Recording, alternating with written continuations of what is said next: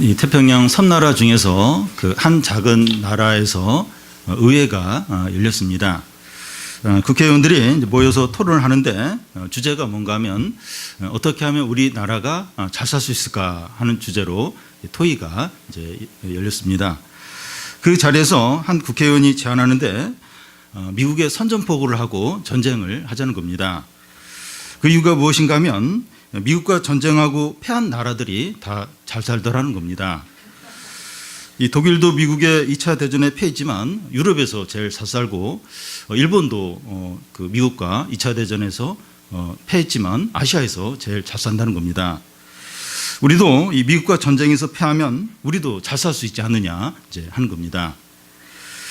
미국이 2차 대전에서 패한 독일에 이제 경제적인 지원을 많이 했는데 그 이유가 그 당시 소련이 이제 유럽을 이제 이렇게 점점 이렇게 남하하면서 이렇게 이렇게 빼앗으려고 하니까 이제 독일을 지원해서 이제 그런 소련을 막으려고 이제 그렇게 했던 것이고, 또 동아시아에서 그러니까 일본을 또 이제 미국이 적극적으로 지원해 준 이유는 이제 동아시아에서 이제 미국의 어떤 그 영향력을 끼치고 싶은데 이제 일본을 이제 자기 편으로 삼아서 이제 그런 동아시아에 여전히 영향력을 끼칠 목적으로 이제 일본을 이제 많이 도왔던 겁니다.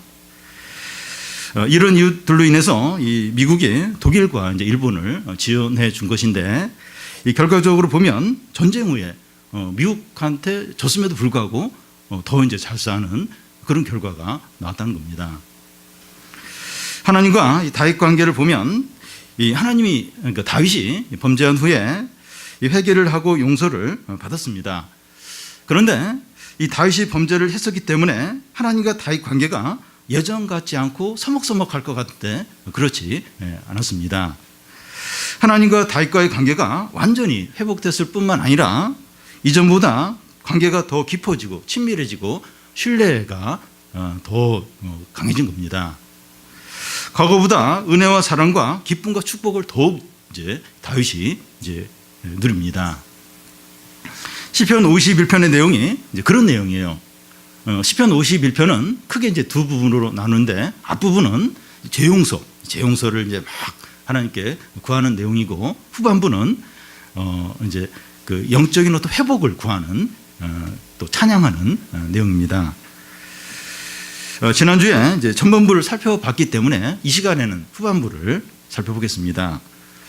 이 후반부는 다시 네 부분으로 나눌 수 있는데, 이 첫 부분은 10절에서 12절까지로 은혜의 회복을 이제 구하는 내용이고, 두 번째 부분은 13절에서 15절까지로 이 죄인들을 전도하고 또 이렇게 찬양하는 그런 내용이고, 세 번째 부분은 16절, 17절로 그 진정한 제사가 뭔가 이제 하는 것을 다루고, 네 번째 부분은 18절, 19절로 신앙 공동체의 회복을 다룹니다. 먼저 이 첫째 부분인 은혜와 회복을 구하는 이제 부분입니다. 수술을 받고 나면 그 수술이 잘 되었어도 후유증이 있습니다. 몸에 칼을 댄다는 것이 몸에 큰 스트레스가 돼요. 그리고 또 수술하면서 엄청난 이제 항생제가 몸에 이제 투여가 됩니다. 그래서 기력이 많이 떨어져요. 이 수술을 작은 수술을 할지라도 맹장 수술을 할지라도 수술 한 번 하고 나면 특히 나이 드신 분들은 확 기력이 이제 쇠하게 됩니다. 그래서 이 수술 후에 기력이 회복되는데 신경을 많이 써야 됩니다. 그와 같이 성도가 죄를 짓고 나면 회개를 했어도 영적인 손실이 있습니다. 그래서 그 영적으로 회복되는 죄도 회개하고 다 그랬어도 영적으로 회복되도록 그런 노력을 해야 됩니다. 10절부터 12절까지 우리 한 절씩 교대로 읽겠습니다.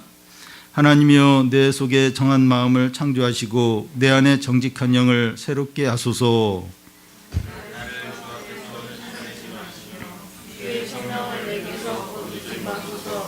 주의 구원의 즐거움을 내게 회복시켜 주시고 자원하는 심령을 주사 나를 붙드소서. 예. 다윗이 재용서를 받은 후에 영적인 회복을 위해서 세 단계를 말하고 있습니다. 이 첫 단계는 그 10절인데 하나님이여 내 속에 정한 마음을 창조하시고 내 안에 정직한 영을 새롭게 해달라는 겁니다. 여기 내 속에 정한 마음을 창조해 달라고 하는데 앞에 지난주에 그 5절에 어떤 내용이 있는가 하면 내가 제약 중에 출생했다고 이렇게 다윗이 말하는데 다윗을 포함해서 모든 사람이 태어날 때부터 철저한 죄인입니다. 제대한 본성을 가지고 있고 죄의 뿌리가 깊이 그 마음 안에 뿌리박고 있습니다. 다윗이 철저한 죄인이기 때문에 그런 범죄를 저지른 겁니다. 어떻게 다윗이 그 믿음의 사람이 어떻게 그런 범죄를 바세바와 그런 범죄를 저지를 수 있을까? 살인을 할 수 있을까? 죄인이기 때문에 철저한 죄인이기 때문에 신앙생활 잘하다가도 그런 범죄를 저질렀던 겁니다. 우리가 반복해서 죄를 짓는 이유가 철저한 죄인이기 때문입니다. 내가 신앙생활을 얼마나 오래 했는가? 내가 지금 직분이 뭔가? 근데 죄를 지어요, 죄를. 왜냐하면 철저한 죄인이기 때문에 죄를 짓는 겁니다. 그래서 다윗은 범죄한 후에 하나님께 이제 무엇을 구하는가 하면 내 속에 정한 마음을 창조해 달라는 겁니다. 내가 착하게 되거나 죄를 좀 덜 짓게 해달라고 구하는 것이 아니라 내 마음속에 깨끗한 마음을 창조해 달라는 겁니다. 여기서 창조는 창세기 1장에 그 천지창조가 나오는데 그 창조입니다. 똑같은 창조입니다. 다윗 자신의 마음이 전적으로 부패했기 때문에 좀 더 착해지고 도덕적이 되는 건 의미가 없다는 거예요. 좀 더 착해지고 조금 더 개선되고 이런 거 의미가 없다는 겁니다. 하나님께서 그의 마음 안에 깨끗한 마음을 창조하셔야 한다는 겁니다. 그 마음이 부패되어 있는데 조금 착해지고 죄를 덜 짓고 그 의미가 없다는 거예요. 하나님께서 깨끗한 마음을 그 마음속에 창조를 해야만 한다는 겁니다. 우리가 이제 수양을 하고 또 성찰을 하고 좋은 책들을 읽어서 착해지고 넓은 마음을 갖는 것으로는 안 돼요. 물론 그게 조금 위기는 있는데 마음이 부패되어 있는데 이렇게 좋은 책, 철학책, 좋은 책 읽고선 마음이 조금 이제 이렇게 개선이 되고 조금 더 착해지고 그건 아무런 도움이 안 된다는 겁니다. 하나님께서 깨끗한 마음을 창조를 하셔야 돼요. 그런 마음이 없어요. 없는데 이 깨끗한 마음을 우리 안에 창조를 해야 그래야 이제 소망이 있는 겁니다. 또 이제 강구하는 게 뭔가 하면 그 10절 중간에 보면 내 안에 정직한 영을 새롭게 해달라는 겁니다. 여기 정직한 영에 대한 히브리 단어의 그 또 다른 뜻이 뭔가 하면 견고한 정신 이런 뜻이 있는데 저는 이 견고한 정신으로 보는 게 더 이렇게 맞다고 생각됩니다. 사람이 죄 짓는 것은 의지가 약하기 때문이라고 할 수가 있습니다. 의지가 좀 강하면 딱 거절을 할 수 있는데 의지가 약하니까 이게 자꾸 이제 죄를 짓는 겁니다. 그래서 견고한 정신을 새롭게 달라는 거예요. 견고한 정신을 새롭게 내 안에 달라고 구하는 겁니다. 견고한 정신을 주셔서 죄의 유혹에 흔들리지 않게 해달라는 겁니다. 그래서 견고한 정신을 새롭게 달라. 이걸 이제 구하고 있습니다. 여러분 우리 속에 이 깨끗한 마음을 창조하는 것이나 이 견고한 정신을 새롭게 주는 것은 우리 스스로 할 수 있는 것이 아니라 외부에서 임해야 됩니다. 내가 이렇게 막 노력을 해서 깨끗한 마음을 창조하고 견고한 정신을 막 새롭게 하고 안 돼요. 우리 스스로는 안 됩니다. 그러니까 외부에서 이게 주어져야 돼. 외부에서 와야 합니다. 우리는 그 외부 곧 하나님으로부터 우리의 마음 안에 창조하시고 새롭게 하는 일이 있어야 됩니다. 하나님으로부터 어떤 창조의 일, 또 새롭게 하는 일이 일어나야 됩니다. 그래서 우리 안에 이 창조와 생명의 역사가 나타나도록 구해야 됩니다. 조금 착하게 해주십시오. 내가 좋은 마음을 갖게 해주십시오. 이걸로는 안 되고 내 마음이 철저하게 부패되어 있고 썩고 악합니다. 주님이 창조하지 않으시면 제 마음을 새롭게 하지 않으면 나는 소망이 없습니다. 불쌍히 여겨주십시오. 이렇게 구해야 돼요. 나 착한데, 나 괜찮은데 조금 더 착하게 해달라고. 그걸로는 아무 도움이 안 됩니다. 내 마음이 지금 부패되면 썩어집니다. 악합니다. 아주 교만합니다. 제 마음을 깨끗한 마음을 창조해 주십시오. 그리고 견고한 정신으로 내 마음을 새롭게 해주십시오. 그래야 이제 이 죄를 조금 이기고 좀 이렇게 하나님 뜻대로 살 수가 있죠. 그러다가 또 넘어지죠. 또 넘어지는데 우리는 항상 내 안에 창조와 이 생명의 역사가 나타나도록 구해야 합니다. 이 영적 회복의 두 번째 단계는 이제 하나님과 친밀한 관계를 갖는 겁니다. 11절에 나를 주 앞에서 쫓아내지 마시고 주의 성령을 내게서 거두지 마소서. 다윗은 범죄한 후에 그 죄인은 하나님 앞에 이제 설 수 없으니까 이 하나님 앞에서 쫓겨날까봐 두려운 겁니다. 또 성령은 죄와 이제 함께 할 수 없기 때문에 이 성령이 자기에게 떠날까봐 두려운 겁니다. 그러니까 죄를 짓고 나서 하나님 앞에서 쫓겨나면 어떻게 하나? 성령이 나에게서 다 떠나면 어떻게 하는가? 이걸 막 두려워하는 겁니다. 다윗은 범죄한 후에 이제 나단 선지자가 찾아와서 그의 앞에서 회개할 때까지 1년의 기간이 있었는데 그 기간 동안 하나님과 친밀한 교제가 없었고 성령 충만함을 누리지 못했습니다. 그런데 그가 죄를 깨닫고 회개한 후에 하나님과 친밀한 교제를 하지 못하고 성령에 고갈된 상태로 지내는 게 얼마나 비참하고 공고했던가 하는 것을 깨닫게 된 겁니다. 그래서 하나님과 친밀한 교제를 간절히 구하고 성령 충만을 구하고 있습니다. 그러니까 그 1년 동안 그 나단 선지자가 와서 이제 그 죄를 회개하고 그러기 전까지 1년 동안 좀 무감각하게 지낸 거예요. 하나님과 친밀한 교제도 없었고 성령도 이렇게 고갈된 상태로 있었는데, 그럼 그걸 잘 몰랐어요. 이게 힘든지 몰랐는데 그 자기 죄를 회개하고 나서 그 1년의 기간이 얼마나 지옥 같았는가 하는 걸 이제 깨닫고 하나님과 친밀한 교제, 이걸 막 간절히 원하고 성령 충만을 간절히 이제 구하고 이제 있는 겁니다. 여러분, 우리가 가장 행복하고 기쁘고 복된 때가 언제입니까? 주님과 친밀하고 성령 충만할 때가 아닙니까? 우리가 이것을 자주 잊어버려서 그렇지 한번 과거를 이제 한번 돌아보면서 언제 가장 행복했고 기뻐했는가 보면 하나님의 사랑과 은혜와 말씀 가운데 있을 때입니다. 한번 이렇게 돌아보십시오. 언제가 제일 행복했나, 제일 기뻤는가? 돈이 있든지 없든지, 몸이 아프든지 안 아프든지, 뭐 사업이 힘들든지 어떤지, 언제 내가 제일 행복했나, 제일 평안했나? 이렇게 하나님 은혜 가운데 있을 때 또 말씀으로 기뻐하고, 그럴 때 이제 그래 내가 제일 행복했지, 내 그때 제일 평안했지, 내가 그때 제일 기뻤지, 그런 생각이 이제 날 겁니다.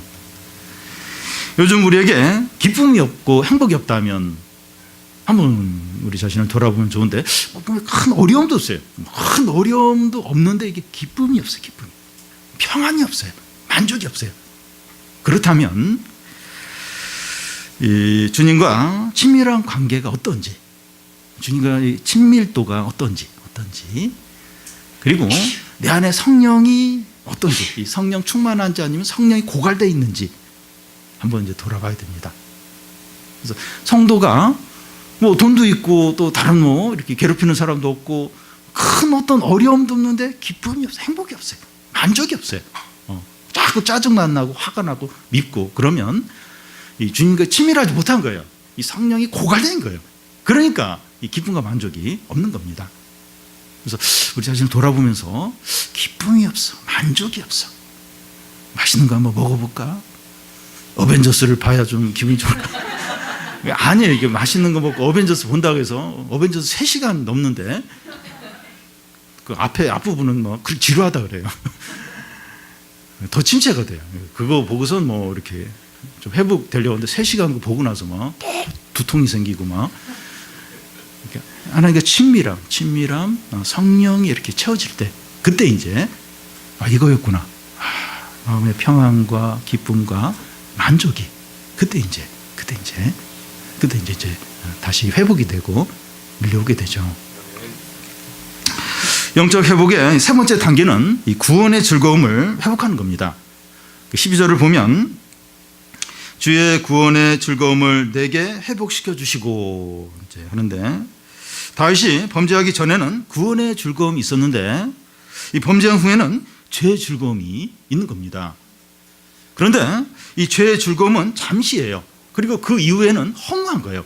지옥 같은 그런 상태에 있는 겁니다. 요즘 마약이 언론에 이제 자주 이제 나오는데 이 마약을 처음 이제 하는 사람들 중에서 내가 이제 마약을 하고 계속 마약을 해야겠다 그렇게 결심하고 하는 사람 없어요. 호기심으로 한번 이제 마약을 하게 됩니다.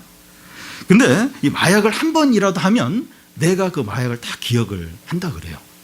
그래서 계속해서 마약이 그 사람을 충동질하는 거예요. 지배하는 거예요. 마약을 계속 하도록 그 사람을 막 집요하게 이제 몰아붙이는 겁니다. 어떤 사람은 이 마약을 끊으려고 해도 그렇게 안 돼서 그 엄마 앞에서 혈서를 쓰면서 마약을 끊겠다 결심을 했는데 3일 만에 다시 마약을 했다고 합니다. 그는 마약을 끊지 못해서 2번이나 이제 자살 시도를 했는데 그래도 이제 마약을 이제 못 끊는 겁니다. 나중에 이제 이렇게 해서 마약을 이제 끊긴 했지만, 그러니까 이 마약은 그 사람이 죽어야만 끊어지는 거예요. 그러기 전까지는 계속해서 사람을 지배하고 또 집요하게 충동질하고, 그래서 이 마약을 안 하고는 견디지 못하도록 그렇게 이제 만듭니다. 그런데 이 죄의 즐거움이 마약과 같아요. 다 이 죄의 즐거움을 맛보면 계속 못 끊는 거예요. 못 끊는. 계속 거기에 지배되면서 살게 됩니다. 우리에게는 즐거움이 필요합니다. 그래서 이 즐거움을 이렇게 필요하면 그 자체는 죄가 아니에요.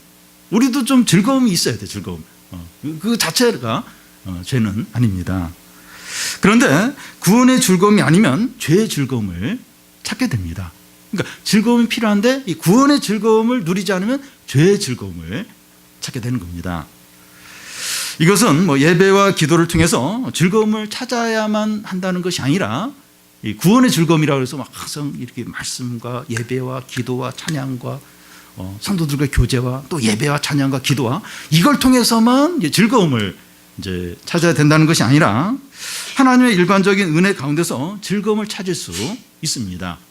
하나님 일반적인 은혜가 많아요. 이 세상의 어떤 문화나 예술이나 뭐 스포츠나 이런 어떤 세상적인 어떤 일반적인 그런 은혜들이 또 뭐 문학이나 또 여러 가지 일반적인 은혜들이 이제 많이 있습니다. 거기서 이제 즐거움을 이제 찾을 수 있는 겁니다. 근데 우리에게 구원의 즐거움이 없으면 일반적인 은혜로는 만족이 안 되고 죄의 즐거움을 찾게 된다는 겁니다. 여러분 이게 무슨 말인지 아시겠죠? 그러니까 구원의 즐거움이 있으면 일반적인 어떤 그런 하나님의 일반적인 은혜 이런 걸로 만족이 돼요.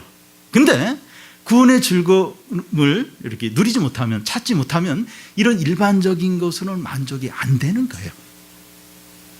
그래서 마약이나 어떤 죄의 즐거움을 찾는 거예요.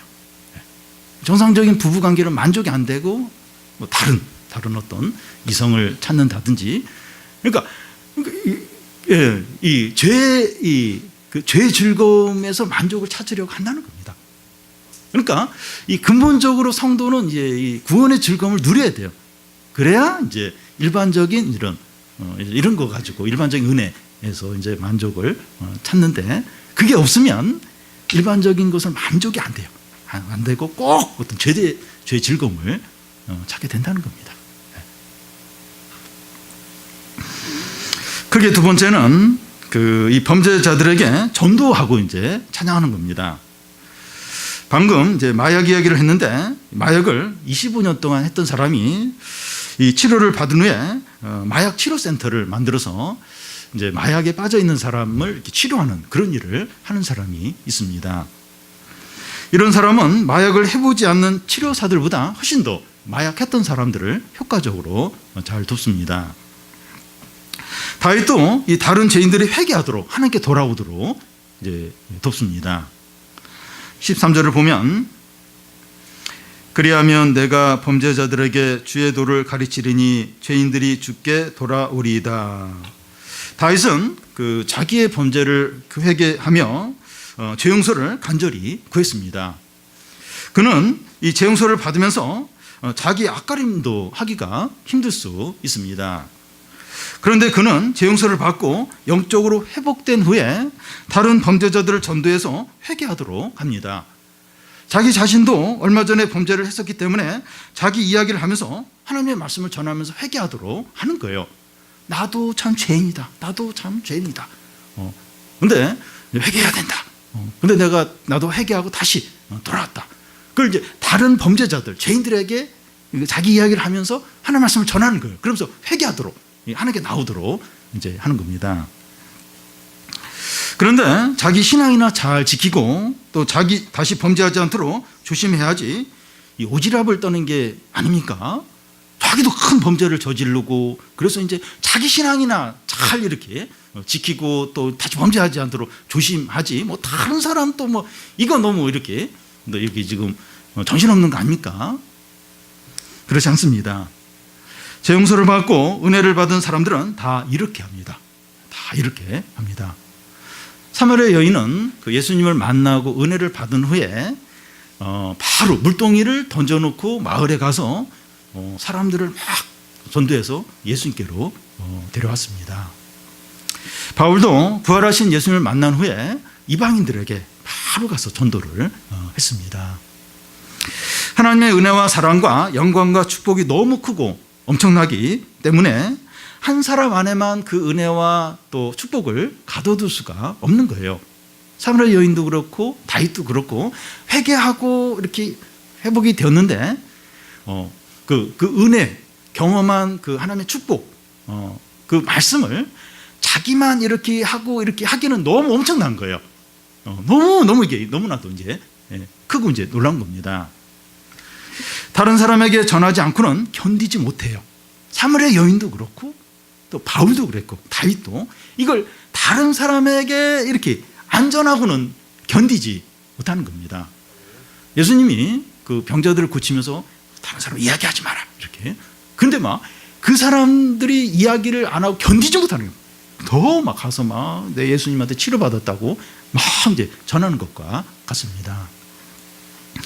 그래서 우리가 진짜 재용서를 받았고 은혜를 받았고 이 구원을 받았는지 알 수 있는 것 중에 하나가 이 다른 사람에게 주님의 사랑과 은혜를 전하고자 하는 어떻게 견딜 수 없는 그런 마음이 있는가 없는가 하는 것을 보는 겁니다.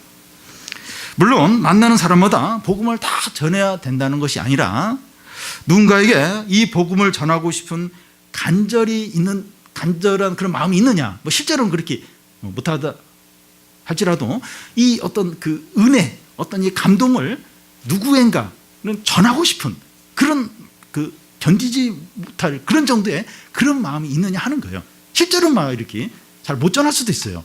근데 그런 마음이 진짜 있느냐, 이런 감동과 은혜, 감사가 우리 안에 있느냐 하는 겁니다.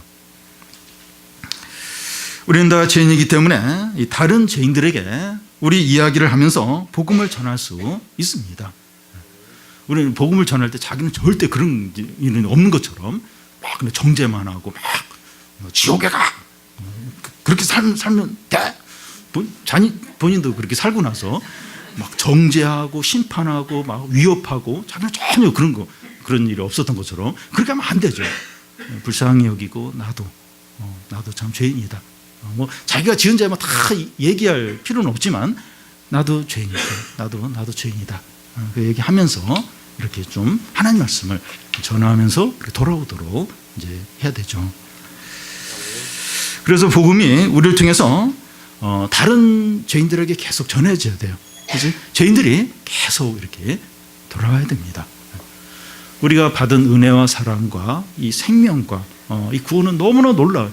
너무 커요. 나 혼자 딱 이렇게 가둬놓고 아무 데도 안 나가게 그렇게 하면 안 돼요. 자꾸 이렇게 나 같은 죄인, 나보다 더 심각한 죄인들 불쌍히 여기고 이야기하는 거죠. 나도 그렇게 난 더 죄인이다. 이런 이야기하면서 우리 좀 하나님 믿자고 그러면서 이렇게 죄인들이 돌아오도록 이제 그런 통로로 사용이 되합니다. 우리가 이 재용서를 받고 구원을 받았는가 알 수 있는 것 중에 이제 다른 하나가 우리 입에서 찬양이 있느냐 하는 겁니다.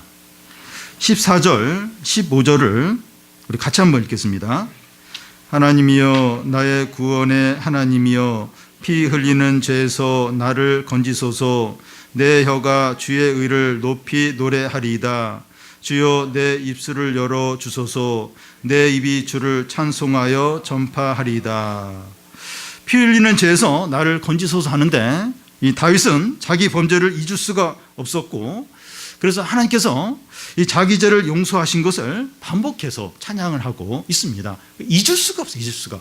그 앞에서 이 51편 전반부에서 여러 번 얘기했어요. 이 죄 용서에 대한. 근데 여기서 또 이제 피 흘리는 죄를 용서해달라고 또 구하는 거예요. 그러면서 여기 또 하나님께 찬양을 계속해서 돌리고 있습니다. 하나님이여, 나의 구원의 하나님이여, 내 혀가 주의 의를 높이 노래한다는 겁니다. 나의 구원의 하나님이여, 내 입이 하나님의 선하심을 높이 찬양한다는 겁니다. 우리는 우리가 얼마나 큰 죄인이고 또 어떤 악한 죄를 지었는가 하는 것을 기억하고, 우리 죄를 눈보다도 희게 용서해 주신 하나님의 크신 은혜와 사랑을 계속해서 찬양을 해야 됩니다. 예수 그리스도가 이 소망 없는 죄인인 우리를 섬기러 오셨고 자기 목숨을 대속물로 주신 것은 결코 당연한 일이 아닙니다. 우리가 아무런 감각이 없고 뭐 하나님 아들이니까 그렇게 하셔야 되는 거 아닌가? 아무 감각도 없고 느낌도 없고 그러면 안 돼요. 하나님 아버지, 하나님 아들이 오셔서 섬기셔요. 우리의 발을 씻기셨습니다. 그리고 자신의 목숨을 대속물로, 우리 죄가 용서받는 그런 제물로 자신을 다 바쳤습니다. 이거 너무나 큰 은혜죠. 너무나 큰 사랑이죠. 그래서 계속 이걸 생각하면서 계속해서 감사하고 찬양하고, 그동안 많이 찬양을 했는데 더 찬양하고 더 감사하고, 아무리 찬양해도 지나치지 않습니다. 여러분 혹시 이게 막 이렇게 물속에 빠졌는데 누가 막 이렇게 건져줬어요. 그리고 막 그러면서 그 사람이 다쳤어요. 그러면 그 건짐을 받고 나서 아이고 고맙다고 그래서 식사 한번 하자고 식사 대접하고 그걸로 끝나겠습니까? 매번마다 자기 생일 때마다 아니면 그날 기억하고선 그때마다 또 그 사람을 기억하고 뭐 선물을 보낸다든지 감사 인사를 하죠. 그러니까 절대 이게 당연한 게 아니에요.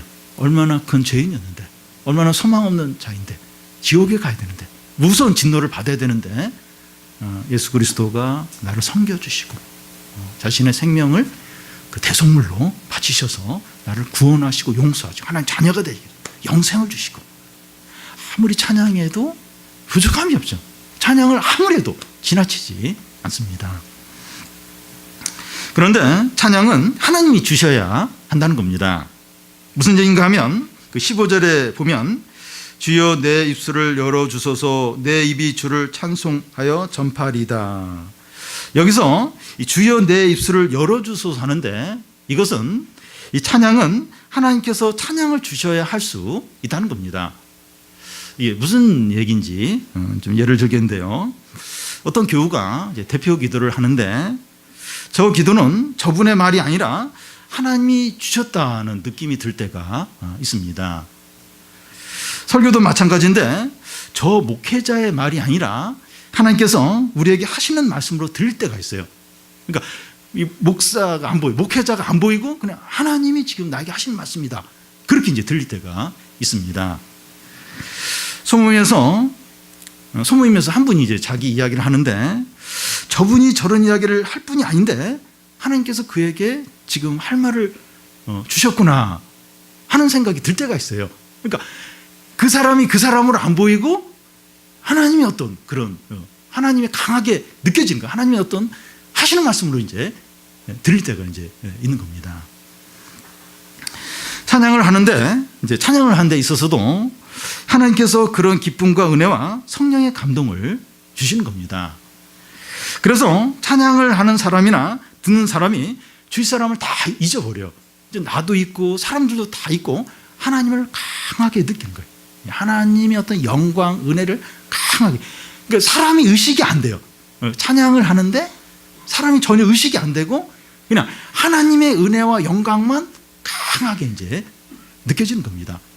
성령 충만한 가운데, 은혜 가운데 이렇게 찬양을 할 때 이제 그렇게 하나님이 강하게 느껴지는 거죠. 대표기도든지 설교든지 찬양이든지 주님이 주시는 것으로 해야 합니다. 이렇게 기교가 아니에요. 우리 찬양 리더자들 캠프 때 이제 보면 이렇게 프로가 아니에요. 프로가 기교를 부리고 그냥 찬양을 하는 거죠. 근데 그게 더 이제 은혜가 있는 거예요. 근데 하나님이 주시는 것으로 하는 거죠. 하나님을 의지하고 하나님께 구하는 겁니다. 하나님 항상 의식하고 하나님 의지하고 하나님께 이제 구하는 거죠. 그거 가지고 찬양도 하고 대표기도도 하고 설교도 이제 하는 거죠. 크게 세 번째는 진정한 제사가 뭐냐 하는 겁니다. 16절, 17절을 우리 한 절씩 교대로 읽겠습니다. 주께서는 제사를 기뻐하지 아니하시나니 그렇지 아니하면 내가 드렸을 것이라. 주는 번제를 기뻐하지 아니하시나이다.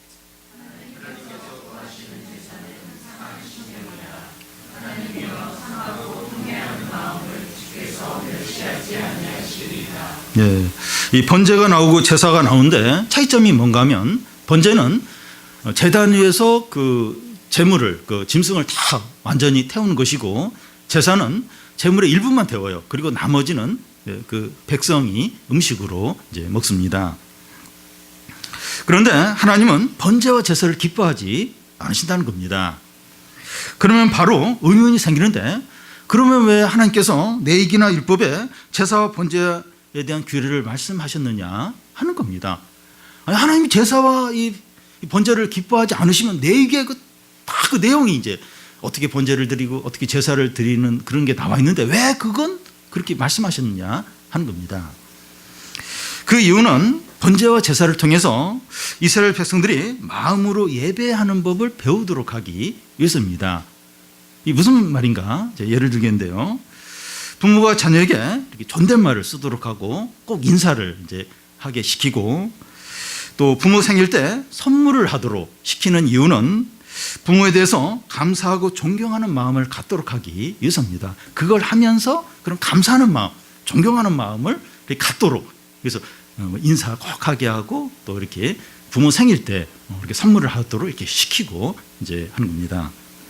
근데 어떤 부모는 그런 것은 다 형식적이고 마음이 중요하지 하면서 그런 걸 안 시켜요. 안 시키면 자녀가 부모에 대해서 감사하는 마음이나 존경하는 마음을 갖지 않을 수 있습니다. 당연한 것으로 이제 다 이제 여기고 뭐 감사나 이런 걸 모를 수 있습니다. 시편 50편에 나왔던 것처럼 하나님은 온 세상의 짐승의 주인이세요. 온 세상의 모든 짐승의 주인입니다. 그럼에도 불구하고 백성들에게 이 가축을 제물로 바치라고 하는 이유는 하나님께 감사하고 찬양하는 마음을 갖도록 하기 위해서입니다. 그걸 하면서 하나님의 은혜에 감사하는 거예요. 하나님의 어떤 하신 일에 찬양을 하게 되는 겁니다. 그래서 그런 걸 이제 배우도록 하나님께 감사하고 찬양하고 또 순종하는 마음을 배우도록 이제 이렇게 제물을 바치라고 하신 것이죠. 그 50편에 보면 내가 그 짐승의 피를 마시냐? 그러면서 내가 뭐 소의 고기를 먹느냐? 이 온 세상이 다 내 것인데 하면서 그 얘기를 하세요.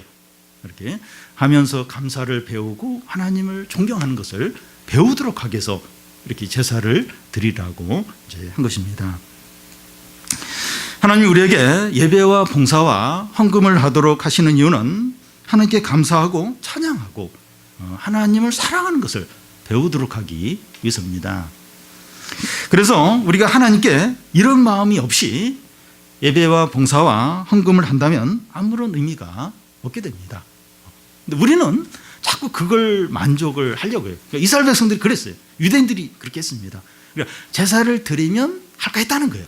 내는 하나님을 사랑하고 내 믿음은 이제 좋고 하나님을 기쁘게 했다는 거예요. 왜냐하면 제물을 좋은 걸 드렸기 때문에 마음 없이도 그렇게 했다는 거예요.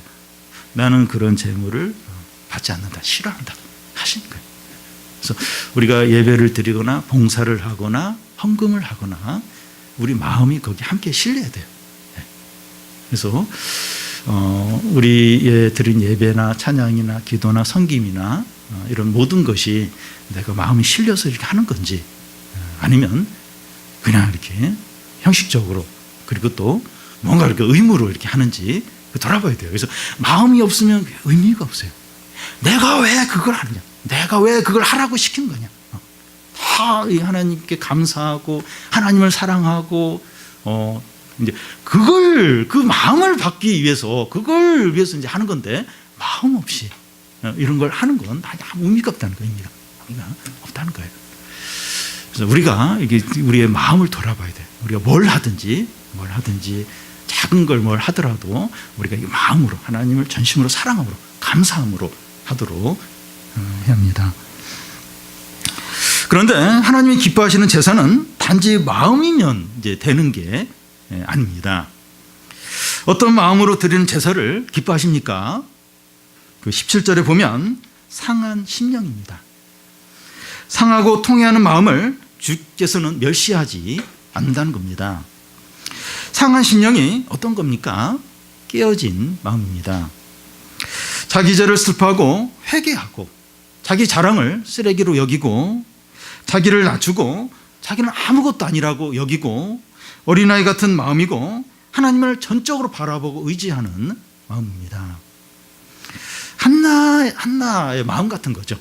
그 분인나로부터 무시당하고 그래서 막 애통해하면서 상한 마음으로 하나님께 나가서 기도를 했는데 그런 마음이죠. 그런 마음입니다. 상하고 통회하는 마음을 주께서 멸시하지 않는다 하는데 이런 마음을 가진 사람들 중에서 주님을 만나지 못하거나 은혜를 받지 못하는 사람은 없다는 겁니다. 상하고 애통하는 마음으로 주님께 나왔는데 주님이 딱 멸시하고 주님이 나는 너같이 그렇게 막 질질 짜는 애도 싫다 이러거나 그런 법이 없다는 거예요. 하나님 만나지 못하거나 은혜 받지 못할 사람이 없다는 겁니다. 하나님께서 찾으시고 기뻐하는 자들은 이런 마음을 가진 자들입니다. 예수님을 만난 사람들을 보면 병들고 귀신 들리고 가난하고 세리이고 창녀들이 예수님을 만났습니다. 그들은 마음이 가난하고 애통한 자들이었기 때문입니다. 마음이 가난한 자는 복이 있나니 천국이 그들의 것이며 애통하는 자는 복이 있나니 그들이 위로를 받을 것이라는 겁니다. 성도 여러분, 우리가 주님께 나올 때 진지함과 겸손함과 간절함과 경외함으로 나오시기 바랍니다. 경박하게 또 교만함으로 불경건으로 나오지 않도록 해야 됩니다. 그러면 이제 하나님 만날 수가 없어요. 은혜를 받을 수가 없습니다. 겸손함으로 간절함으로 참 애통하는 마음으로 부르짖는 마음으로 나와야 합니다. 마지막 네 번째는 그 신앙 공동체의 회복입니다. 18절 19절을 우리 같이 한번 읽겠습니다. 주의 은택으로 시온의 선을 행하시고 예루살렘 성을 쌓으소서. 그때 주께서 의로운 제사와 번제와 온전한 번제를 기뻐하시리니 그때 그들이 수소를 제단에 드리리다. 대통령이 불법을 행하면 국가가 어려움을 겪게 되고 이 목회자가 범죄하면 교회가 큰 피해를 봅니다. 다윗이 범죄함으로 이스라엘이 큰 고통을 겪게 됩니다. 그래서 아마 그 이스라엘 그 다윗의 집안에 또 그 이스라엘 나라에 칼부림이 나고 많은 사람들이 이제 죽었습니다. 그런데 다윗은 회개한 후에 하나님께 기도하기를 시온의 선을 행하시고 예루살렘 성을 쌓으소서 하면서 이스라엘의 부흥과 번영을 이제 기도합니다. 그런데 다윗의 선행과 공로를 의지하는 것이 아니라 내가 뭘 했고 뭐 그런 걸 절대 의지하며 기도하는 것이 아니라 오직 주의 은택만을, 주의 은혜만을, 주의 어떤 긍휼만을 의지해서 기도한다는 겁니다. 그래서 하나님께서 다윗의 기도를 들어주셔서 이스라엘의 복을 주셨습니다. 그 증거가 뭔가 하면 하나님께 백성들이 드리는 제사와 번제를 주님이 기뻐 받으신 거예요.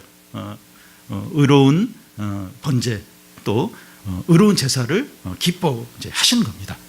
이제 그 백성들이 드리는 이런 제사를 기쁘게 받으셨다는 건 이제 이 다윗의 이 기도를 들으셨다는 거예요. 그래서 이스라엘의 회복과 번영을 이제 주신다는 겁니다.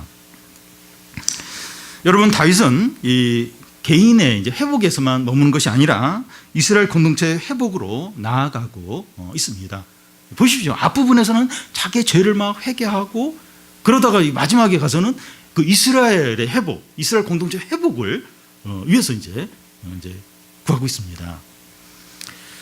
한 사람이 회개하고 회복이 되니까 다른 죄인들까지 회개하고 회복이 되고 국가 공동체까지 회복이 되고 있습니다. 이것이 가능한 이유가 이 하나님의 은혜와 축복과 능력이 너무 엄청나고 너무 광대하고 너무 넘쳐나기 때문이에요. 그러니까 이 다윗이 회개하고 회복이 됐어요. 그러고 나서 다른 죄인들이 막 또 이 다윗을 통해서 막 회개하고 돌아오는 거예요. 그런데 더 나아가서 이 국가 공동체가 회복이 됩니다. 그게 가능한 이유가 하나님의 은혜와 능력과 생명과 구원이 너무 엄청난 거예요. 그래서 그 한 사람을 통해서 주위 있는 죄인들이 막 회개하고 그 국가가 이 국가 공동체가 다시 회복이 되고 부흥이 되고 은혜를 누리는 겁니다. 사랑하는 여러분, 우리는 태어날 때부터 철저한 죄인입니다. 우리는 죄를 지었고 현재도 짓고 있습니다. 그 죄들을 그냥 놔두면 안 되고 회개를 해야 됩니다. 죄 용서를 간절히 구해야 됩니다. 우리가 죄 용서를 받으면 그것으로 끝나는 것이 아니라 영적으로 회복이 됩니다. 죄가 이제 죄를 회개했으니까 죄가 끝났다, 용서가 됐다. 그것으로 끝나는 것이 아니라 영적인 회복이 돼야 합니다. 우리 안에 정한 마음을 창조해 주시고 정직한 영을, 견고한 정신을 새롭게 달라고 구해야 됩니다. 그리고 하나님과 친밀한 교제를 구해야 되고 또 성령 충만을 구해야 됩니다. 그러니까 그 죄 계속 이제 죄 문제로 이제 힘들어했는데 그걸 딱 죄 용서를 구하고 어떤 자유함이 생겼어요. 그러고 나서 그냥 바로 이렇게 세상으로 가는 게 아니라 이 정직한 영, 이 깨끗한 마음을 창조해 주시고 견고한 정신을 새롭게 달라고, 그리고 하나님께 친밀한 교제, 또 성령 충만을 구해야 됩니다. 우리 안에 창조와 생명의 역사가 나도록 구해야 됩니다. 제 마음이 더 썩어 있습니다. 더 썩어 부패되어 있습니다. 제 마음에 생명과 창조의 역사를 일으켜 주십시오. 예배 드리고 기도할 때마다 또 개인적으로 아침에 이렇게 성경을 읽고 기도할 때마다 내 안에 창조와 생명의 역사를 달라고 구해야 됩니다. 하나님께서 기뻐하시는 제사는 상한 심령입니다. 우리 마음이 간절하고 겸손하고 우리 자신이 아무것도 아니라는 것을 고백하시기를 바랍니다. 우리의 이런 회개와 또 회복을 통해서 하나님의 놀라운 생명과 능력과 구원이 나타나서 우리와 같은 죄인들이 돌아오고 우리 가정과 교회와 사회에 회복과 변화와 부흥이 일어나기를 바랍니다.